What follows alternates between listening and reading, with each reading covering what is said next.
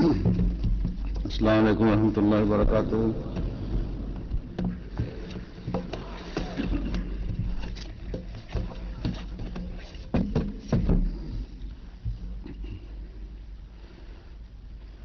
أشهد أن لا إله إلا الله وحده لا شريك له وأشهد أن محمدا عبده ورسوله. أما بعد فأعوذ بالله من الشيطان الرجيم. بسم الله الرحمن الرحيم. الحمد لله رب العالمين الرحمن الرحيم مالك يوم الدين. إياك نعبد وإياك نستعين. اهدنا الصراط المستقيم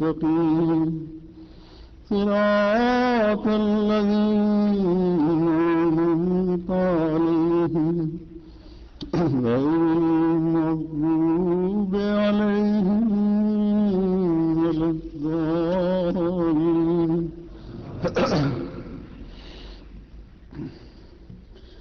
كتب الله لأغلبن أنا ورسلي إن الله قوي عزيز. اس کا ترجمہ ہے کہ اللہ نے لکھ رکھا ہے کہ ضرور میں اور میرے رسول غالب آئیں گے. یقیناً اللہ بہت طاقتور اور کامل غلبہ والا ہے.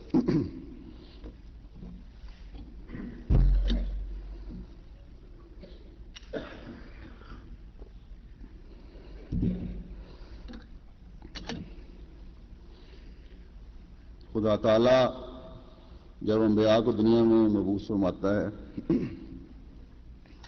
تو ساتھ ہی مخالفین کی طرف سے مخالفت کی آندھیاں بھی بڑی شدت سے چلنا شروع ہو جاتی ہیں. لیکن انبیاء کو کیونکہ اپنے پیدا کرنے والے اور بھیجنے والے پر کامل یقین ہوتا ہے، اس لیے ان کو یہ خوف نہیں ہوتا کہ خدا ان کو ان مخالفت کی آندھیوں میں تنہا چھوڑ دے گا. ہاں، ان کے دلوں میں جو اللہ تعالیٰ کا خوف اور خشیت ہوتی ہے اس کی وجہ سے وہ ڈرتے رہتے ہیں. لیکن جوں جوں مخالفت کی آندھیاں بڑھتی ہیں، اللہ تعالیٰ کی رحمتوں اور فضلوں کی ٹھنڈی ہوائیں بھی اسی تیزی سے بلکہ اس سے زیادہ تیزی سے بڑھ کر انبیاء اور ان کے ماننے والوں کی تسلی کا باعث بنتی ہیں. اور اس کے نظارے ہمیں تمام انبیاء کی زندگیوں میں نظر آتے ہیں. اور سب سے بڑھ کر حضرت صلی اللہ علیہ وسلم کی زندگی میں جنگ بدر سے لے کر فتح مکہ تک یہ نظارے ہمیں نظر آتے ہیں. اور خدائی وعدہ کہ میں اور میرا رسول غالب آئیں گے پوری شان سے پورا ہوتا نظر آتا ہے. تو یہ سنت اللہ جو ہے یہ آج ختم نہیں ہو گئی، آج بھی اسے پورا ہوتے ہم دیکھ رہے ہیں. آج بھی ان نظاروں کو دیکھ کر احمدیوں کے ایمان و یقین میں اضافہ ہوتا ہمیں نظر آتا ہے. آج سے تقریباً 20 سال پہلے جب ایک قانون کے تحت احمدیوں پر پابندیاں لگائی گئی تھیں اور دشمن نے اپنے زوم میں گویا جماعت کی ترقی کے تمام راستے بند کر دیے، اور پھر دنیا نے دیکھا کہ کہ اللہ تعالیٰ نے ان وعدوں کے مطابق جو اس نے حضرت اقدس مسیح موعود علیہ الصلوۃ والسلام سے کیے تھے دشمن کی ہر چال کو ناکام و نامراد کر دیا، اور معجزانہ رنگ میں حضرت خلیفۃ المسیح رابع رحمہ اللہ تعالیٰ کے لندن آنے کے سامان پیدا فرما دیے، اور دشمن نے اپنے زون میں ایک ملک میں احمدیت کے پھیلنے کے راستے بند کیے تھے، اللہ تعالیٰ نے پاکستان سمیت 250 سے زائد ملکوں میں احمدیت کا پیغام پہنچانے اور جماعتیں قائم کرنے کے سامان پیدا فرما دیے، اور حضرت اقدس مسیح موعود علیہ الصلوۃ والسلام سے کیے گئے وعدے کو پورا کر کے دکھایا اور دکھا رہا ہے۔ یورپ میں بھی تبلیغ کے راستے کھل گئے، اور امریکہ میں بھی، ایشیا میں بھی، اور افریقہ میں بھی، اور افریقہ کا بر اعظم وہ خوش قسمت ترین ہے جس کے رہنے والوں نے احمدیت یعنی حقیقی اسلام کو قبول کرنے میں سب سے زیادہ جوش اور جذبے کا مظاہرہ کیا اور کر رہے ہیں۔ ان کے دل نور یقین سے پر ہیں، اخلاص و وفا کے پیکر ہیں، اور اپنے ایمان میں ترقی کر رہے ہیں الحمدللہ۔ حضرت اقدس مسیح موعود علیہ السلام فرماتے ہیں کہ میں خدا سے یقینی علم پا کر کہتا ہوں کہ اگر یہ تمام مولوی اور ان کے سجادہ نشین اور ان کے ملہم اکٹھے ہو کر الہامی امور میں مجھ سے مقابلہ کرنا چاہیں تو خدا ان سب کے مقابل پر میری فتح کرے گا، کیونکہ میں خدا کی طرف سے ہوں۔ بس ضرور ہے کہ بموجب آیت کریمہ کتب اللہ لاغلبن انا ورسلی میری فتح ہو۔ کیا فرماتے ہیں، خدا نے ابتدا سے لکھ چھوڑا ہے اور اپنے قانون اور اپنی سنت قرار دے دیا ہے کہ وہ اور اس کے رسول ہمیشہ غالب رہیں گے۔ بس چونکہ میں اس کا رسول یعنی فرستادہ ہوں، مگر بغیر کسی نئی شریعت اور نئے دعوے اور نئے نام کے، بلکہ اسی نبی کریم خاتم الانبیاء کا نام پا کر اور اسی میں ہو کر اور اسی کا مظہر بن کر آیا ہوں۔ اس لیے میں کہتا ہوں کہ جیسا کہ قدیم سے یعنی آدم کے زمانے سے لے کر حضرت صلی اللہ علیہ وسلم تک ہمیشہ مفہوم عیسائیت کا سچا نکلتا آیا ہے، ایسا ہی اب بھی میرے حق میں سچا نکلے گا۔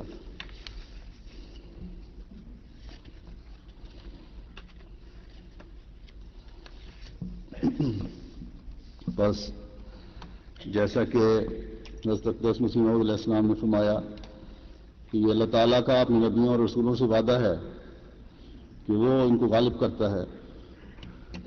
حضرت اقدس مسیح موعود علیہ السلام بھی خدا کا مامور ہیں اور آپ سے اللہ تعالیٰ کا یہ وعدہ ہے کہ وہ آپ کو اور آپ کی جماعت کو انشاءاللہ ضرور غلبہ عطا فرمائے گا۔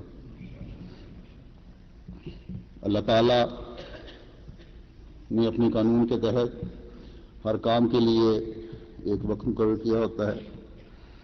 انبیاء آتے ہیں اور بیج ڈال کر چلے جاتے ہیں، اور پھر اللہ تعالیٰ مومنین کی جماعت کے ذریعے اور نظام خلافت کے ذریعے اس کے پھیلاؤ میں اضافہ کرتا چلا جاتا ہے۔ ایسا ہی اللہ تعالیٰ نے ہمیں یہ نظارے خلافت رابعہ کے دور میں بھی دکھائے اور اس سے پہلے بھی دکھائے، اور غیر معمولی طور پر خلافت رابعہ میں جماعتوں کا قیام اور جوق در جوق لوگوں کے جماعت میں احمدیہ میں داخل ہونے کے نظارے ہمیں نظر آتے ہیں۔ حضور رحمہ اللہ تعالیٰ کو اللہ تعالیٰ نے فرانکوفون افریقی ممالک میں احمدیت کو وسیع پیمانے پر پھیلنے کی خوشخبری دی تھی۔ اللہ تعالیٰ کے فضل سے اس کے بعد سے وہاں جماعتیں بہت تیزی سے قائم ہوئیں جن کا پہلے سوچا بھی نہیں جا سکتا تھا۔ بہرحال ان باتوں کے پیش نظر اور ان نئے شامل ہونے والوں سے ملنے کے لیے میں نے بھی بعض افریقی ممالک غانا، برکینا فاسو، بینن اور نائجیریا کے دورے کا پروگرام بنایا، اور ان میں سے برکینا فاسو اور بینن جو ہیں فرانکوفون ممالک ہیں، فرانسیسی زبان میں بولی جاتی ہے۔ MTA کے ذریعے سے کچھ خبریں لوگوں کو ملتی رہی ہیں اور اس وجہ سے تمام دنیا کے اہمیوں کی طرف سے خوشی اور مبارکباد کے پیغام وصول ہو رہے ہیں۔ حقیقت میں تو ان مبارکبادوں کے مستحق وہ افریقن احمدی بھائی اور بہنیں ہیں جن کے دل نور یقین سے پر ہیں۔ دنیا کے تمام احمدیوں کو دعا کرنی چاہیے کہ اللہ تعالیٰ ہمیں بھی ایمان اور یقین میں بڑھاتا چلا جائے۔ اکثر لوگوں کی خواہش ہے اور ہوگی بھی کہ وہ ان سفروں کا حال میری زبانی سنیں کچھ، تو سفر کے حالات کی تمام تفصیلات تو بیان کرنا مشکل ہے۔ بعض صرف احساسات ہیں اور جذبات ہیں جن کو الفاظ میں ڈھالنا مشکل ہے، تاہم سفر کے مختصر حالات میں اب آج بیان کروں گا۔ سب سے پہلے تو میں تمام دنیا کے احمدیوں کا شکریہ ادا کرتا ہوں کہ دورے پر جانے سے پہلے سفر کے ہر لحاظ سے کامیاب ہونے کے لیے میں نے دعا کی تحریک کی تھی، تو احباب جماعت کی مقبول دعاؤں کے نظارے ہمیں اپنے سفر کے دوران ہر قدم پر نظر آتے رہے۔ اللہ تعالیٰ کے فضلوں کی وہ بارش برسی ہے جو انسانی تصور سے باہر ہے۔ اللہ تعالیٰ نے حضرت مسیح موعود علیہ السلام سے وعدوں اور خوشخبریوں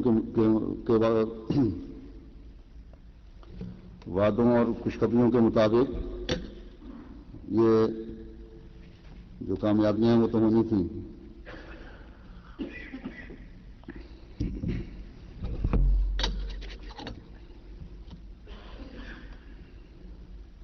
لیکن یہ بھی اللہ تعالیٰ کا ہم پر احسان ہے کہ یہ نظارے اس نے ہمیں دکھائے، ہماری زندگیوں میں ہمیں دکھائے۔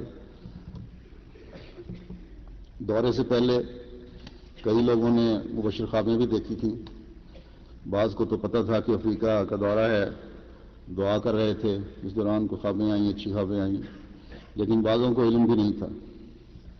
تو بہرحال اس سے میری یہ تسلی ہو گئی تھی کہ اللہ تعالیٰ اس سفر ہر لحاظ سے بابرکت فرمائے گا۔ اس پر ہم اللہ تعالیٰ کا جتنا بھی شکر ادا کریں کم ہے، الحمدللہ۔ تو یہاں سے روانہ ہو کر جب ہم اکرا ایئرپورٹ پر پہنچے ہیں، جہاز رکا ہے وہاں آ کے، بلکہ جہاز جو رن وے پر اترا ہے تو اس وقت ہی نظر آ گیا تھا کہ لوگوں کا ایک ہجوم ہے اور سفید رومال لہرا رہے ہیں۔ جب میں جہاز سے اترنے لگا تو جہاز کا پائلٹ بھی بڑا ایکسائٹڈ میرے پاس آیا، برٹش ایئر ویز کا جہاز تھا۔ یہ نہیں پتا کہ اسے پہلے علم تھا یا اس نے خود اندازہ لگایا، اور آگے کہنے لگا کہ تمہارے لوگ تمہارے استقبال کے لیے آئے ہوئے ہیں۔ اور وہ اتنا غیر معمولی رش تھا اور جوش تھا کہ ہر ایک کو نظر آ رہا تھا، مسافر بھی کھڑکیوں میں جھانک جھانک کے دیکھ رہے تھے اترنے سے پہلے۔ تو گانا جماعت نے بھی ماشاءاللہ دوروں، ملاقاتوں، میٹنگوں کے بھرپور پروگرام بنائے ہوئے تھے۔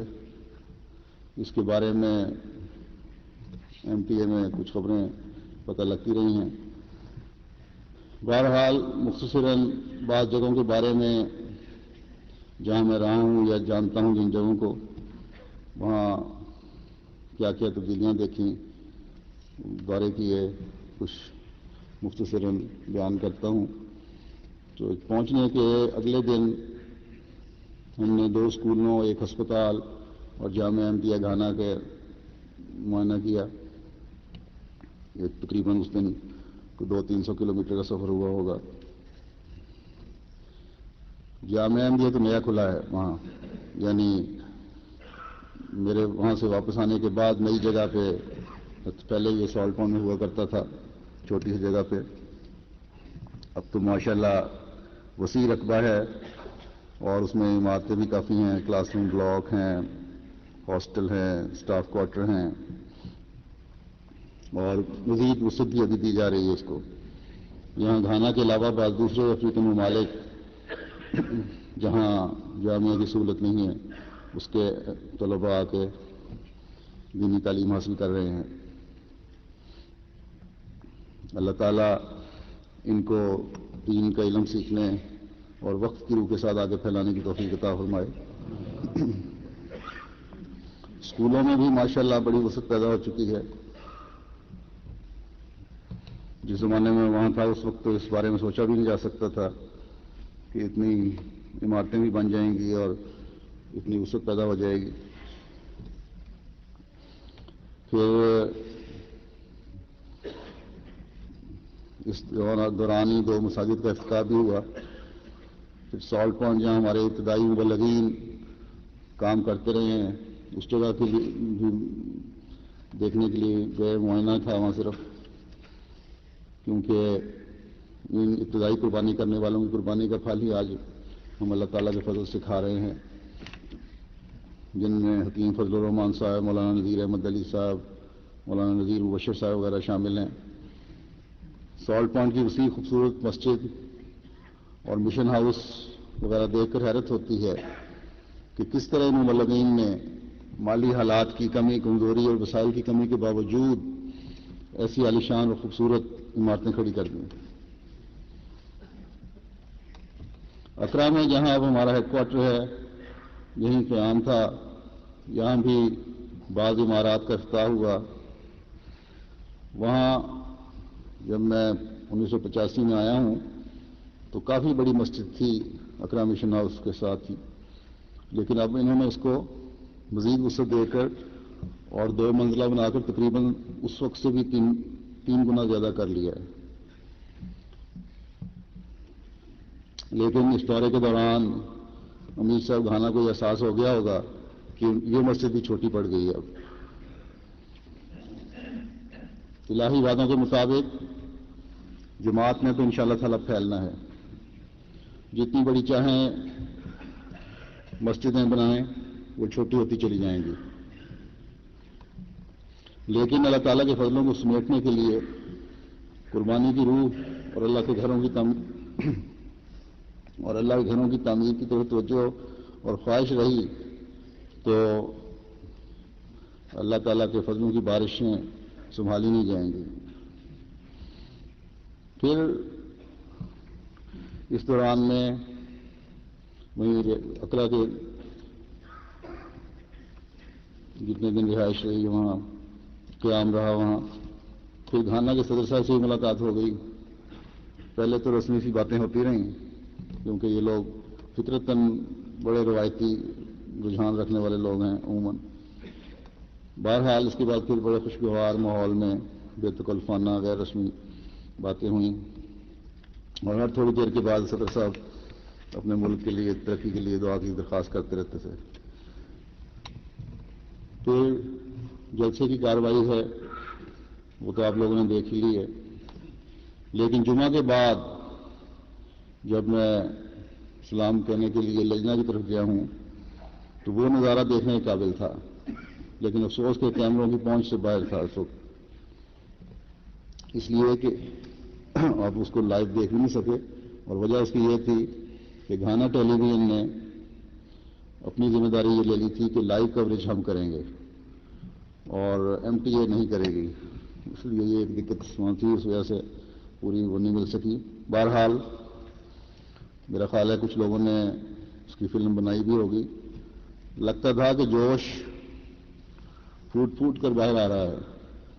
اللہ تعالیٰ کی حمد اور اخلاص و وفا کا اظہار اس طرح ہو رہا تھا کہ ان کو الفاظ میں بیان کرنا مشکل ہے. چہروں سے خوشی اس طرح پھوٹی پڑتی تھی کہ ناقابل بیان ہے.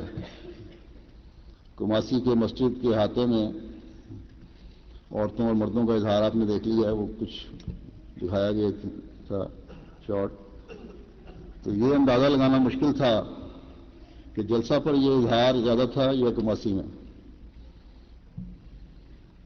پھر جلسہ کے بعد 100 کے قریب اماموں اور چیفوں سے بھی ملاقات تھی جو احمدیت قبول کر چکے ہیں اور اپنی بہت بڑی فالوئنگ کے ساتھ احمدیت قبول کر چکے ہیں. اور اب اقدس مسیح موعود علیہ الصلوۃ والسلام کا پیغام، مسیح محمدی کا پیغام اپنے اپنے علاقوں میں پھیلا رہے ہیں. پھر گھانا کا ایک دوسرا بڑا شہر ہے کماسی. کماسی کے قریب جماعت نے داعیان اللہ کی ٹریننگ اور نوآئین میں سے چنیدہ لوگوں کی تربیت کے لیے، تاکہ وہ احمدیت یعنی حقیقی اسلام کی تعلیم لے کر اپنے علاقوں میں نئے شامل ہونے والوں کو بھی سکھا سکیں، 2 عمارتیں بنائی ہیں اور ان عمارتوں کا خرچ بھی ایک مخلص احمدی نے ادا کیا ہے تقریباً سارا. اس کے ساتھ ہی طاہر ہومیوپیتھک کمپلیکس ہے جس میں کلینک بھی ہے اور دوائیاں تیار کرنے کی لیبارٹری بھی ہے اور بوتلیں وغیرہ بنتی ہیں، وہ ایک چھوٹی سی فیکٹری بھی ہے.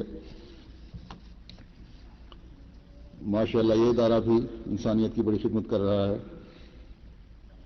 پھر مختلف شہروں میں مساجد، اسکول یا اسپتال کے وارڈز وغیرہ کے افتتاح ہوئے. مختصراً یہ کہ گھانا میں اس دورے کے دوران 13 مساجد کا افتتاح ہوا اور 2 کا سنگ بنیاد رکھا گیا اور 7 متفرق عمارات کا افتتاح ہوا یا سنگ بنیاد رکھا گیا. ٹمالے ایک جگہ ہے جو نارتھ میں ایک بڑا شہر ہے گھانا کا. اس علاقے میں مسلمانوں کی آبادی زیادہ ہے. یہاں ایک بہت بڑی 2 منزلہ مسجد کا افتتاح ہوا. اس جگہ چند سال پہلے یہ تصور بھی نہیں کیا جا سکتا تھا کہ اتنی بڑی مسجد بن سکتی ہے اور پھر نمازی بھی آ سکتے ہیں. اللہ تعالیٰ کی وجہ سے بیتیں بھی کافی ہوئی ہیں اس علاقے میں الحمدللہ. اور یہاں بھی اللہ تعالیٰ کی وجہ سے جماعت بڑی تیزی سے پھیل رہی ہے. یہاں 2 افراد نے بیعت کا اظہار کیا اور جماعت میں شامل ہوئے. وہ ہمارے قافلے کے بعض لوگوں کی گاڑیوں کے ڈرائیور تھے. انہوں نے دیکھا جو اس کے بعد انہوں نے کہا اب کوئی چارہ نہیں کہ ہم احمدیت قبول کر لیں. پھر وہاں دستی بیعت ہوئی مسجد میں نماز مغرب و عشاء کے بعد. اس سے باقی جو موجود تھے انہوں نے بھی بیعت کی. ٹمالے سے بورکینا فاسو کا جو سفر ہے وہ ہم نے بدریہ سڑک گئے بورکینا فاسو اور راستے میں 2 مساجد کا افتتاح بھی ہوا. ایک مسجد تو عین گھانا کے بارڈر سے چند گز کے فاصلے پر ہے اور ایک مخلص احمدی نے وہاں یہ مسجد بنائی ہے. اس طرح جو بھی بارڈر کراس کرتا ہے آنے والے یا جانے والے، کیونکہ کافی آمد و رفت رہتی ہے اور عمومی طور پہ دونوں طرف مسلمان ہیں علاقوں میں، تو ان کی نظر ہماری مسجد پہ ضرور پڑتی ہے. اس لیے وہ نماز پڑھنے کے لیے ہماری مسجد میں آ جاتے ہیں.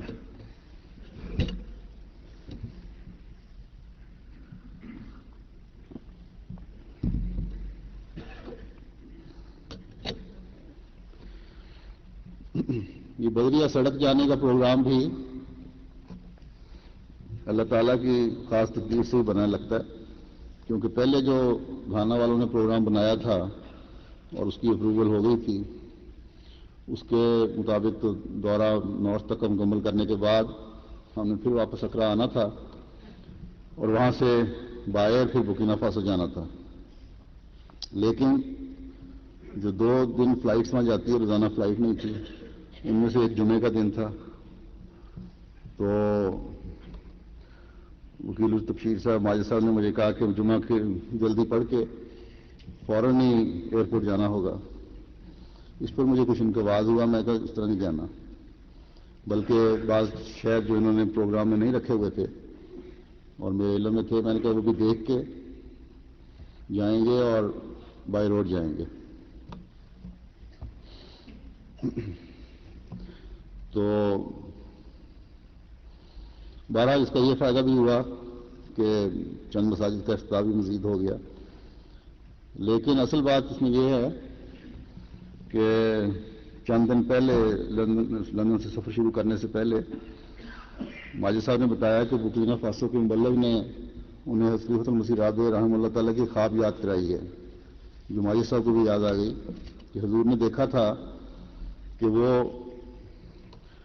کاروں کے ذریعے سے بائی روڈ گھانا سے بورکینا فاسو میں داخل ہوئے ہیں، اور کوئی اسماعیل آدمی بھی ان کو وہاں ملتا ہے بارڈر پہ یا کراس کر کے. اس پر حضور رحمہ اللہ نے اسماعیل نامی احمدیوں کے اس علاقے میں اگر کوئی تھا تو بعضوں کی تصویریں بھی منگوائی تھیں کہ پہچاننے.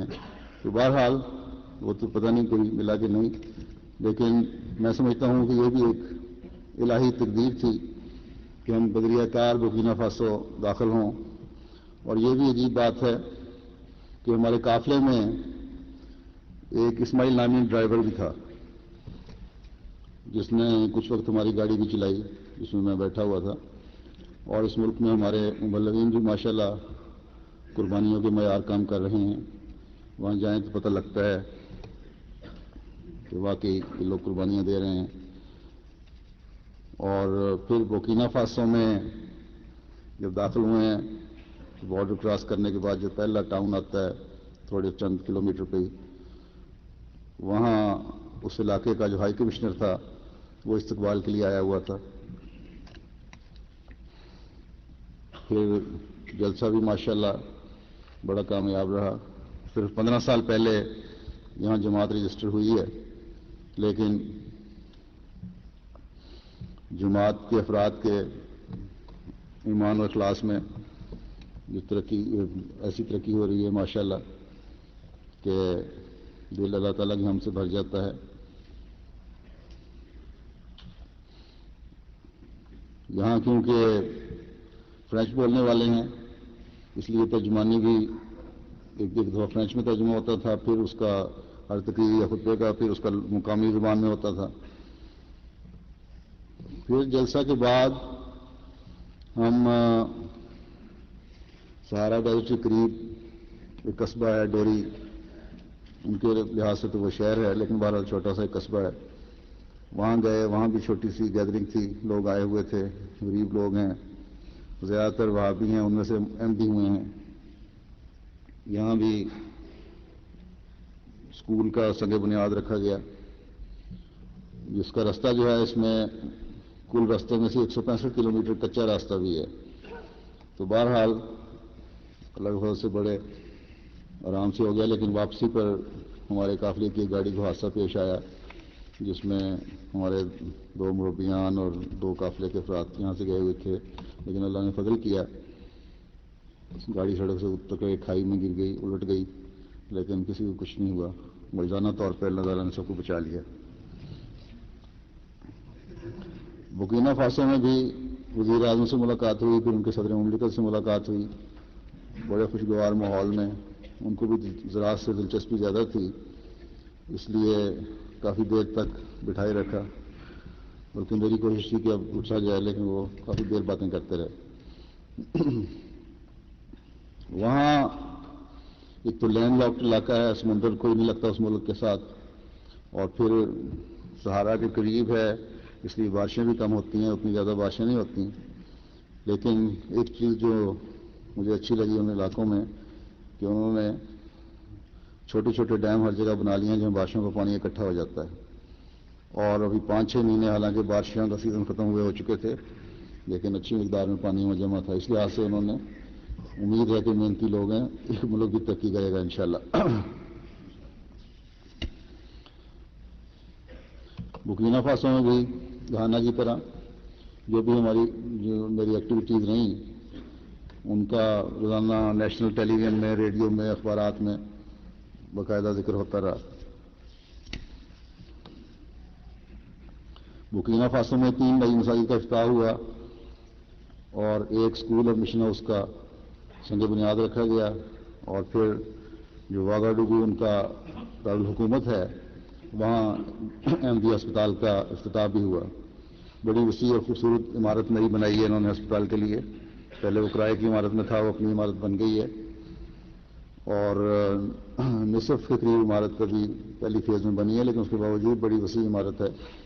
یہاں بھی افتتاح کی تقریب میں وہاں کے وزیر صحت آئے ہوئے تھے اور انہوں نے جماعتی خدمات کو بہت سراہا۔ اس بورکینا فاسو کا ایک شہر ہے بوبو جلاسو، جہاں سے خطبہ بھی ایک نشر ہوا تھا۔ تو یہاں ہمارا جماعت کا ایک ریڈیو اسٹیشن بھی ہے جو تقریباً 70-80 کلومیٹر تک کی رینج میں سنا جاتا ہے، اور یہاں بھی کافی جمعے پہ کافی حاضری ہو گئی تھی، 4-5 ہزار کے قریب احباب و خواتین آ گئے تھے۔ 90% آبادی اس جگہ کی مسلمانوں کی ہے، اور ریڈیو کے پروگرام یہ سب پسند کرتے ہیں، بلکہ مجھے بتایا گیا کہ ہمارے نظمیں جو ریڈیو پر نشر ہوتی ہیں وہ بھی بہت مقبول ہیں، اور غیر احمدی بھی یہ نظم پڑھ رہے ہوتے ہیں اکثر کہ میرا نام پوچھو تو میں احمدی ہوں۔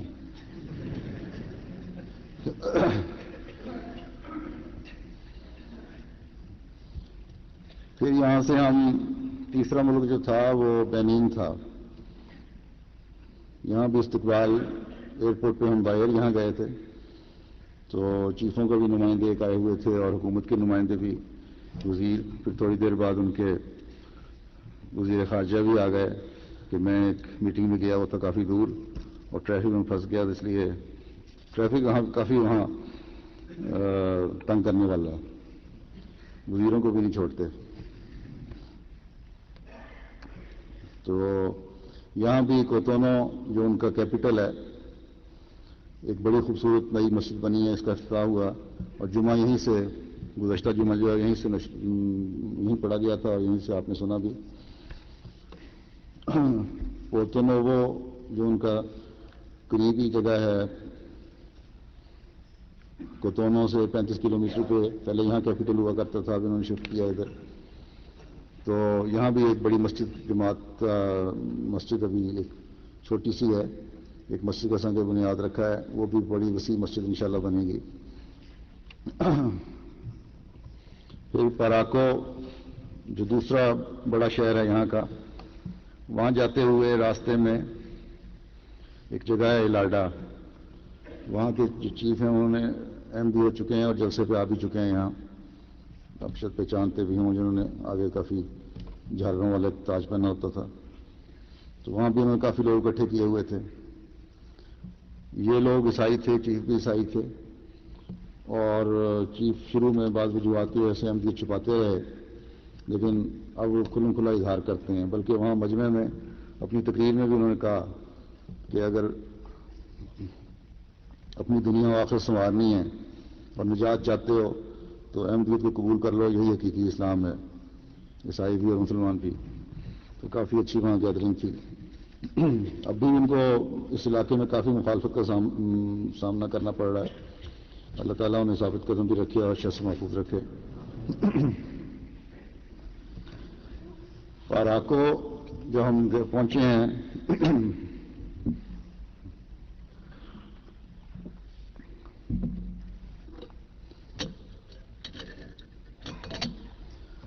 تو وہاں کے میئر اور گورنر اس علاقے کے، گورنر بھی وہاں کے 2 صوبوں کے گورنر ہیں، دونوں مسلمان ہیں، شہر سے باہر استقبال کے لیے آئے ہوئے تھے گیٹ پر شہر کے، باوجود اس کے کہ انہیں بھی وہاں ملاؤں نے کہا بعض مسلمان ملکوں سے، ان ملکوں میں بھی کافی مدد دی جاتی ہے، اور زیادہ زور یہی ہوتا ہے کہ احمدیوں کے خلاف جو کیا جائے کر سکتے ہو کرو۔ ان کو کافی کچھ میئر کو کہا کہ یہ لوگ مسلمان نہیں ہیں، میں نے سنا، ان سے نہ ملو۔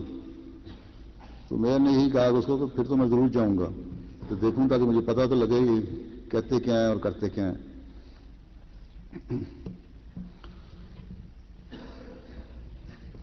پھر جب مجھے اس نے وہاں ایڈریس پیش کیا تو وہاں اس نے برملا یہ اظہار کیا کہ اصل مسلمانوں والے کام تو جماعت احمدیہ کر رہی ہے یہاں.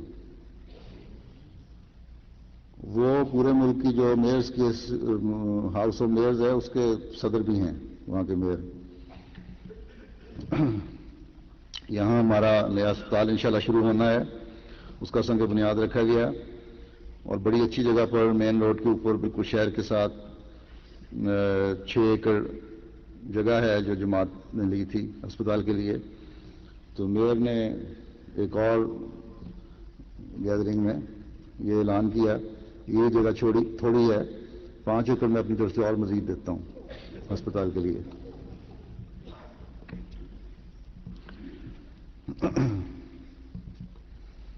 یہاں ایک جگہ سے امام اور چیف تقریباً 400 دوسرے افراد مرد و زن 70 کے قریب عورتیں اور باقی مرد آئے ہوئے تھے اور بڑا دور کا سفر طے کر کے آئے تھے. ان علاقوں میں بعض دفعہ بسیں نہیں چلتی تو ٹرکوں پہ آئے تھے, ٹرک ہائر کر کے اس پہ بیٹھ کر آئے ہوئے تھے. تو انہوں نے یہ کہا کہ ہم نے بیعت کرنی ہے,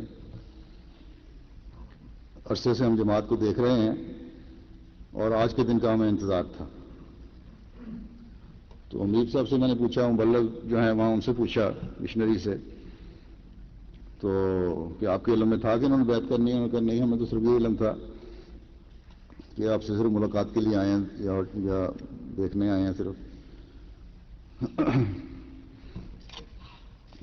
تو بہرحال ان کو میں نے پھر پوچھا, اس امام کو چیف کو, اچھا پڑھے لکھے لگ رہے تھے, کہ تم جلدی تو نہیں کر رہے ہو؟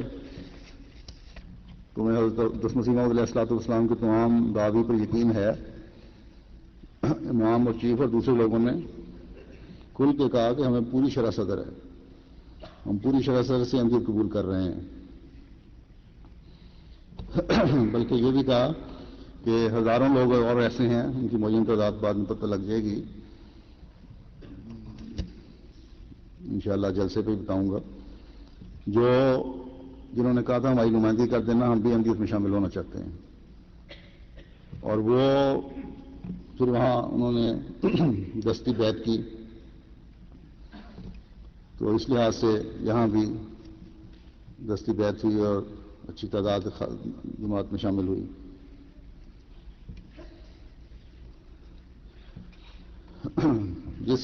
اور پھر یہ کہ انہوں نے بڑے اخلاص اور وفا کا اظہار کیا اور سوائے اللہ کے یہ کوئی دلوں میں پیدا نہیں کر سکتا. اللہ تعالیٰ کی ذات ہی ہے جو یہ تبدیلی پیدا کرتی ہے.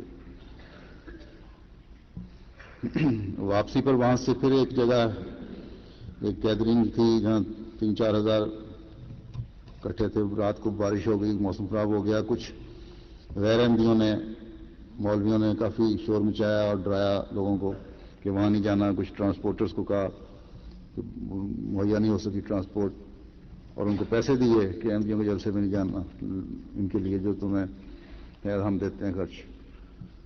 تو بہرحال اس مخالفت کے باوجود 3-4 ہزار کی حاضری یہاں تھی, لوگ اکٹھے ہو گئے, احمدی تھے. اور یہاں بھی میئر نے کھڑے ہو کر کھلے عام اعلان کیا کہ میں احمدی ہوتا ہوں اور بیعت میں شامل ہوتا ہوں. آج مجھے پورا یقین ہے کہ احمدی سچی ہے. اور تقریباً اس کے علاوہ 1000 کے قریب اور لوگوں نے بھی بیعت کی اور اعلان کیا کہ ہم پوری شرح صدر کے ساتھ احمدیت میں داخل ہوتے ہیں. تو اللہ تعالیٰ کی طرف سے یہاں اندازے کے مطابق کافی بڑی تعداد, ہزاروں میں اس دوران میں, دورے کے دوران میں لوگ احمدیت میں شامل ہوئے. ہمارے ساتھ کچھ مستقل یہاں اخباری نمائندے اور ریڈیو ٹیلی ویژن کے نمائندے بھی پھرتے رہے. ان میں سے بھی ایک مرد نے بھی بیعت کر لی اور ایک عورت نے یہ اظہار کیا کہ میں اب بہت قریب ہو گئی ہوں اور ان قریب بیعت کر لوں گی, کیونکہ اگر کوئی مذہب ہے میرا تو وہ احمدیت ہی ہے.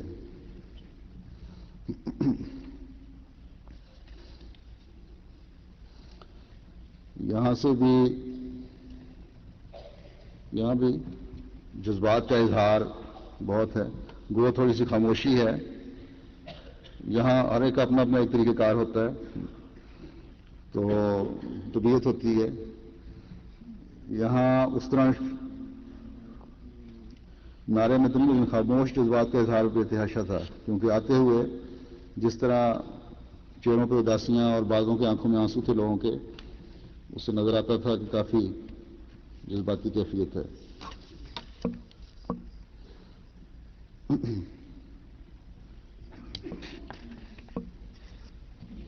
پھر نائجیریا میں وہ صرف 2 دن پروگرام تھا، بلکہ پہلے پروگرام نہیں تھا اور آخری وقت میں ہی بنا ہے.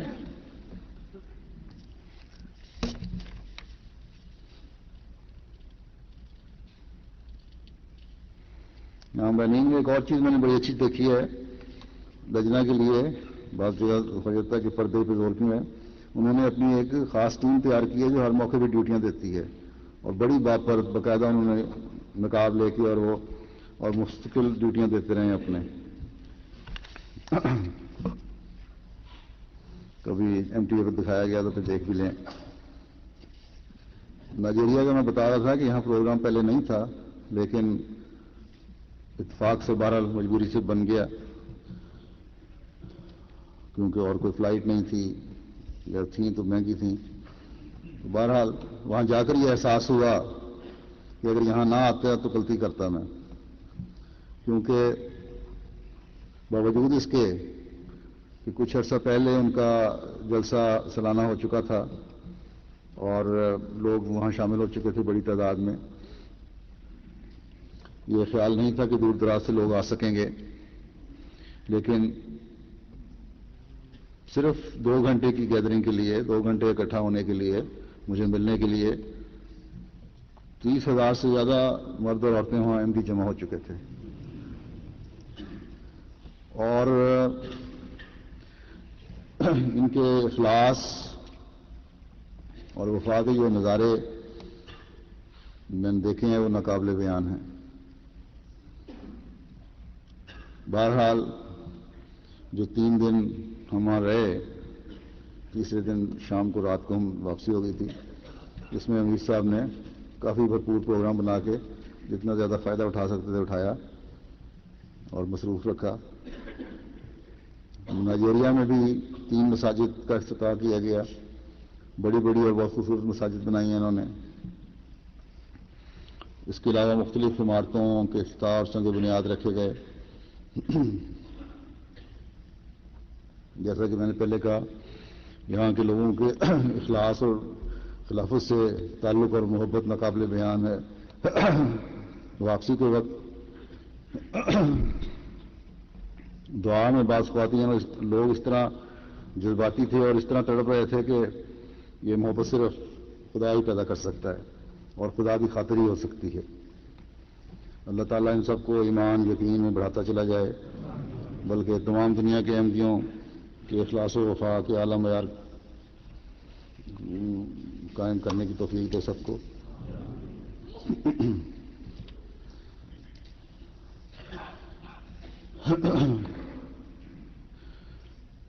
ایک دنیا نے یہ جو اب تک دکھایا جا چکا ایم ٹی اے پر، یہ اخلاص و وفا کے نظارے دیکھے ہیں اور ابھی بہت سے پروگراموں میں دیکھیں گے.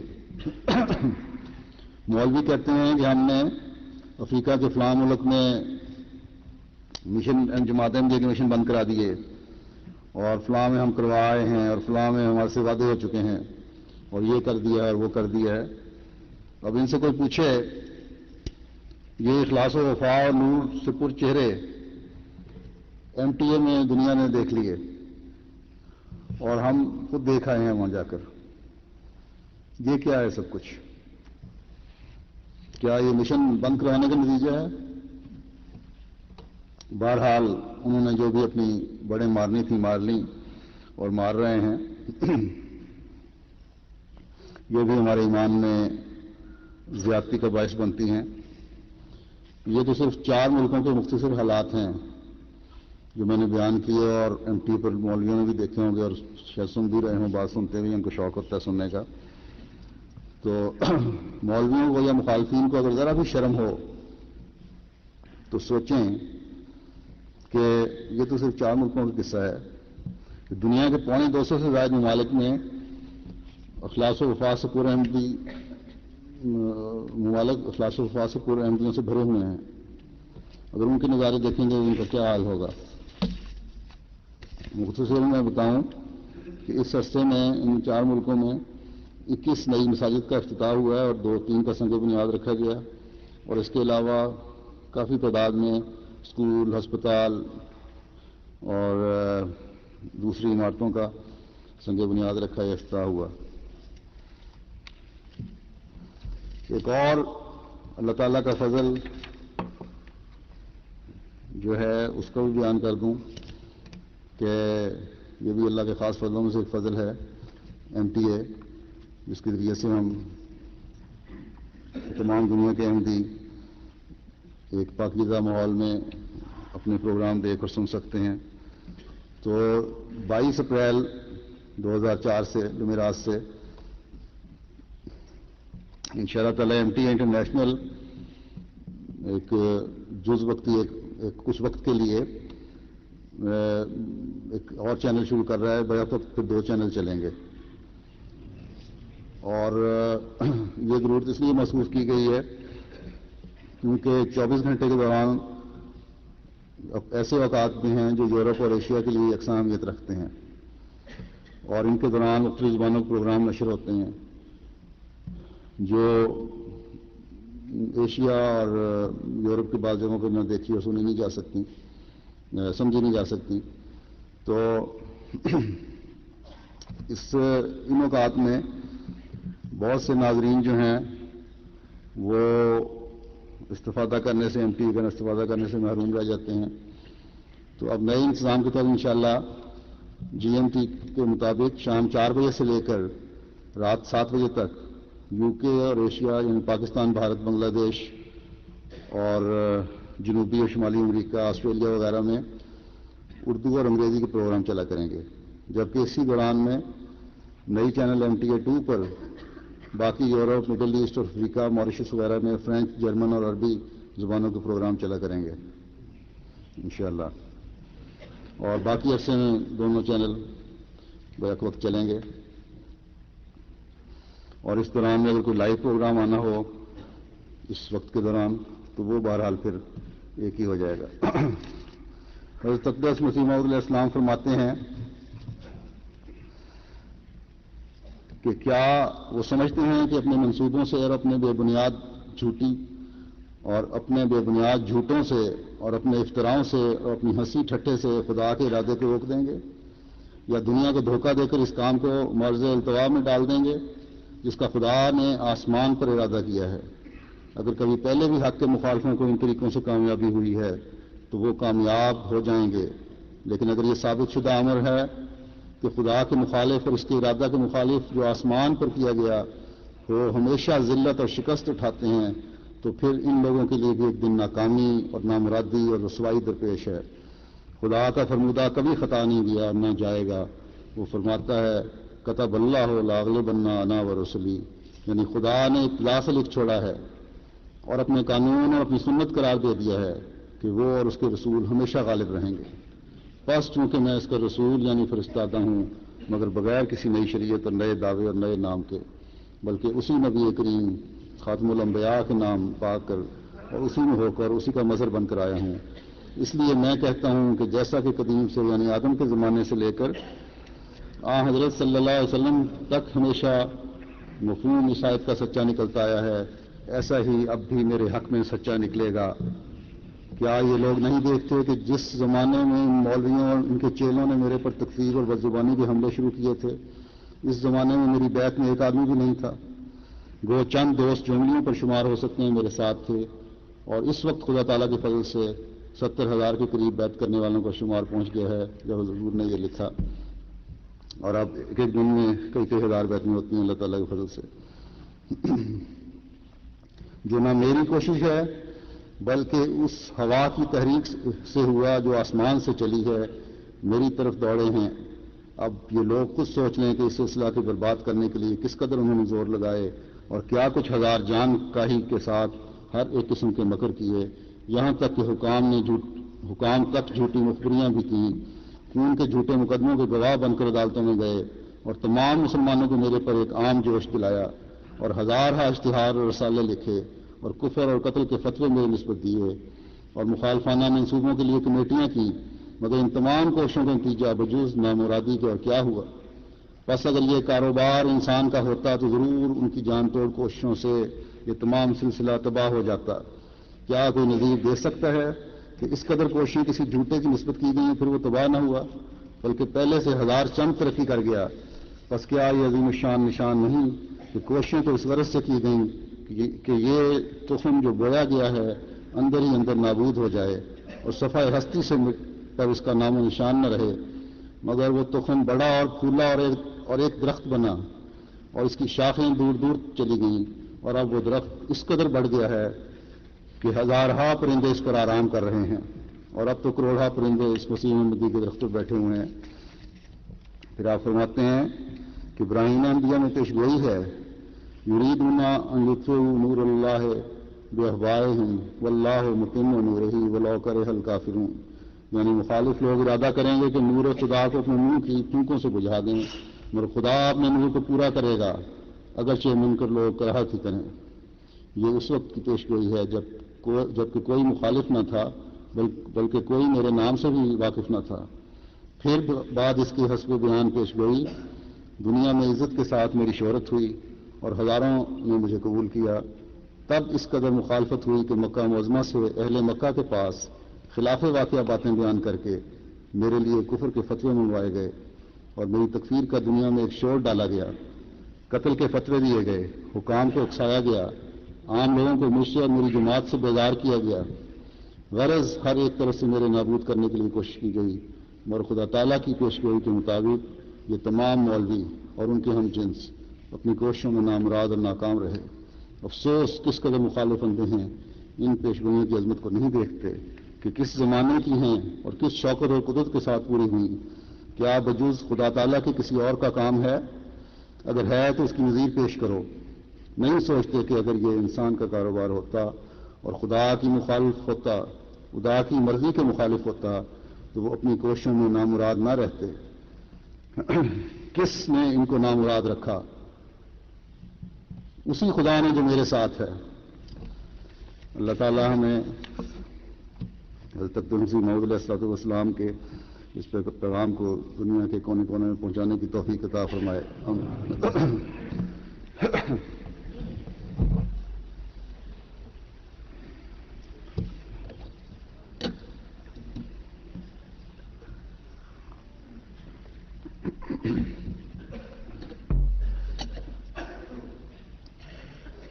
الحمد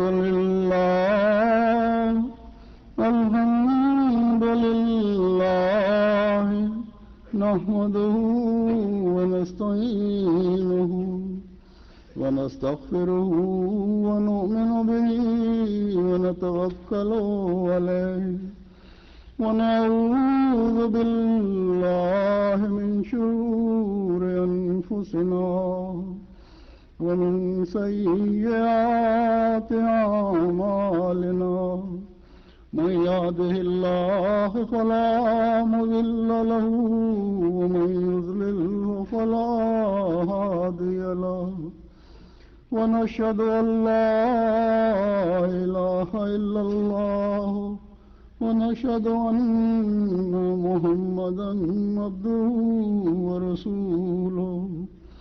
عباد الله رحمكم الله، إن الله يأمر بالعدل والإحسان وإيتاء ذي القربى وينهى عن الفحشاء والمنكر والبغي يعظكم لعلكم تذكرون۔ اذكروا الله يذكركم وادعوه يستجب لكم ولذكر الله أكبر.